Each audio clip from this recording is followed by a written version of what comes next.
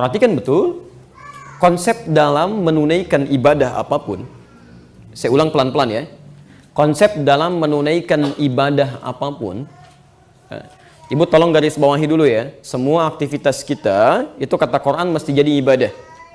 Itu yang membedakan orang beriman dengan yang tidak beriman.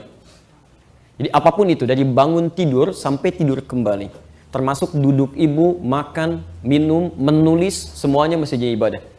Ibu temukan di Quran surah ke-51 ayat 56. Posisi paling kanan sebelah atas.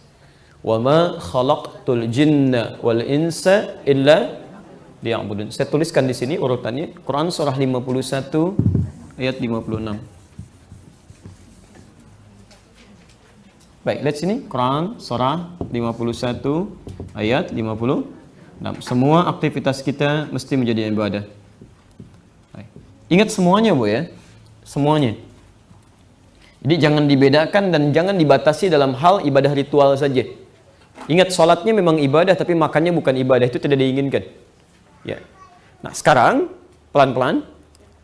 Mohon izin, saya mungkin agak lebihkan waktunya. Tadi saya minta 2 menit untuk menerangkan, tapi rupanya harus diperdalam. Ya. Sekarang fokus. Lihat sini.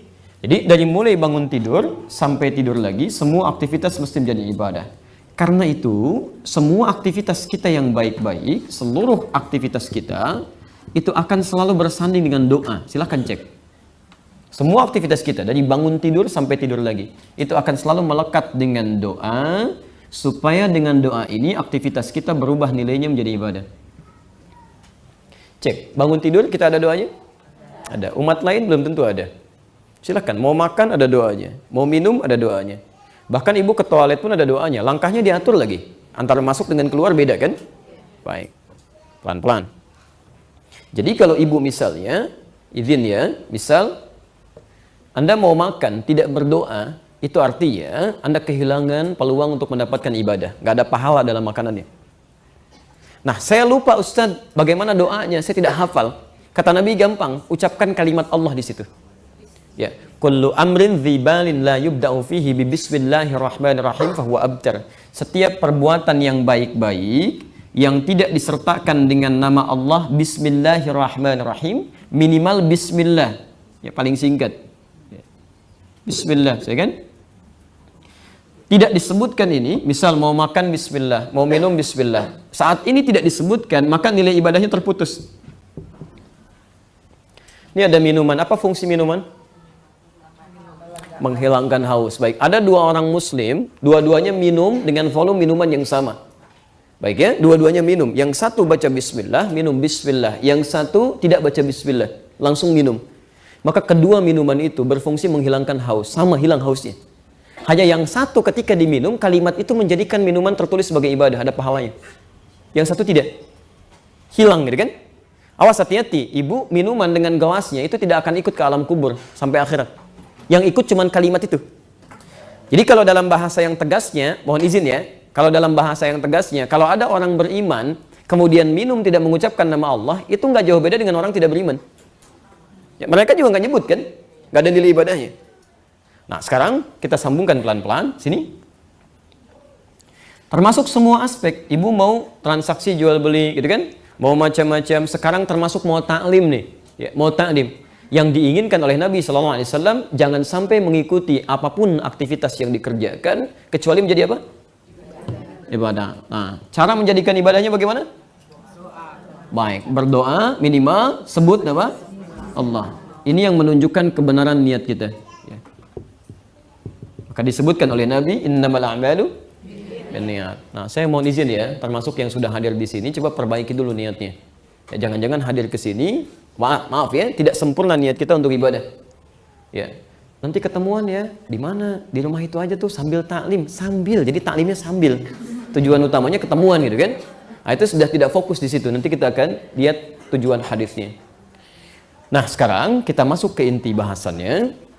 Saat kita sudah mulai menunaikan ibadah, niat sudah ada, kata Nabi, ini yang paling penting. Diberikan kita gambaran Rasulullah SAW, setidaknya sebelum ibadah ini kerjakan, keluarkan dulu keutamaannya, keistimewaannya.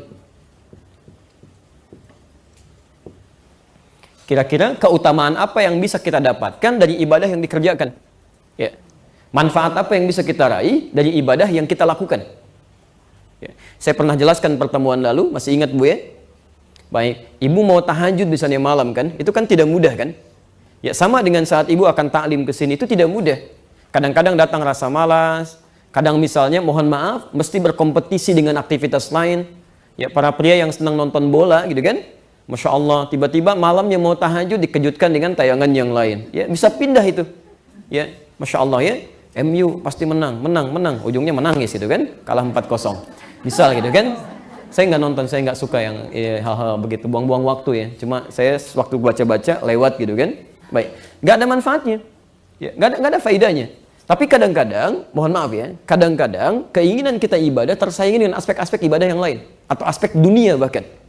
Saat itulah kemudian yang bisa menjadikan kita semangat kembali keluarkan keutamaan ibadah itu.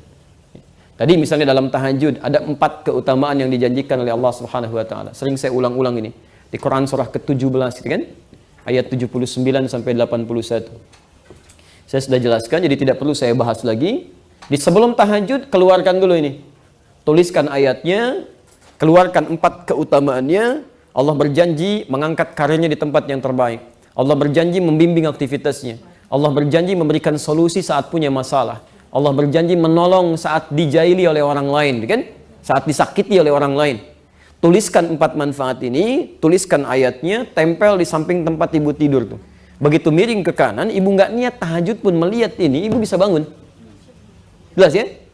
Nah, sama persis ketika kita akan menunaikan, misal seperti taklim saat ini, saya mengajar, ibu belajar, itu tidak mudah. Kadang-kadang di jalan gitu kan, sudah siap-siap, bukunya disiapkan, tiba-tiba di perjalanan WhatsApp-nya bunyi kan, ping, sering saya katakan, Jeng, diskonnya sudah naik tuh yang di sana 90%. Waktunya bersamaan tuh. Mana yang Anda bisa dahulukan? Soalnya tidak mudah kan? Baik. Maka keluarkan keutamaan ta'lim ini yang disebutkan oleh Nabi SAW. Dengan itu Masya Allah setidaknya beberapa tawaran-tawaran dunia bisa kita tepikan. Jelas di sini? Baik. Dan ibu bisa keluarkan itu, tuliskan kemudian misalnya di buku-buku catatannya. Itu bisa dilakukan. Ambil 1-2 hadis, tuliskan. Saat sedang malas, bacakan. Yang paling rajin di antara ulama kita melakukan itu dulu Kiai Haji Ahmad Dahlan itu. Ya, yang mendirikan Muhammadiyah itu tanggal 18 November 1912. Nama aslinya Muhammad Darwish ya, ketika kembali dari Makkah kemudian diganti oleh gurunya menjadi Ahmad Dahlan. Ya, kalau kita urutkan Kiai Haji Ahmad Dahlan itu Muhammad Darwish bin Kiai Haji Abu Bakar bin Kiai Ilyas bin Kiai Sulaiman bin Demang Jurang Juru Kapindo bin Demang Jurang Juru Safisan bin Kiai Gerbek bin Maulana Ishaq.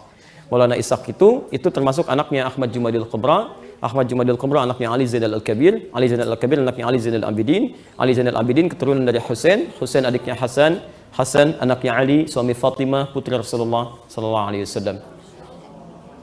Enggak tidak ada yang istimewa, yang lain mungkin lebih baik untuk menerangkan itu. Yang mau saya terangkan itu beliau keturunan dari Nabi, tapi Masya Allah gitu kan, tawadhu dalam kehidupannya dan setiap berdakwah selalu menuliskan. Lihat hadis-hadis Nabi itu selalu diambil, dituliskan di dindingnya besar-besar tuh. Hei Dahlan, berdakwah sekarang untuk menegakkan tuntunan Rasul itu tidak mudah. Seperti memegang bara di tanganmu. Kuatkan dirimu, kan? Kuatkan tekadmu. Jadi ketika ada gangguan di luar rumah, pulang ke rumah itu semangat lagi. Saya sama, jangan dikira ibu ketika saya pulang misalnya, diam begitu saja, tidak. Kadang-kadang kita setelkan speaker aktif Quran terus 24 jam. Saya pernah pulang 1 kali malam-malam, ya, semua sudah tidur. Saya lihat speaker aktifnya masih nyala, baca Quran gitu. Saya tunjuk itu. Kamu ini nggak dihisab. Sampai malam ini masih bisa baca Quran.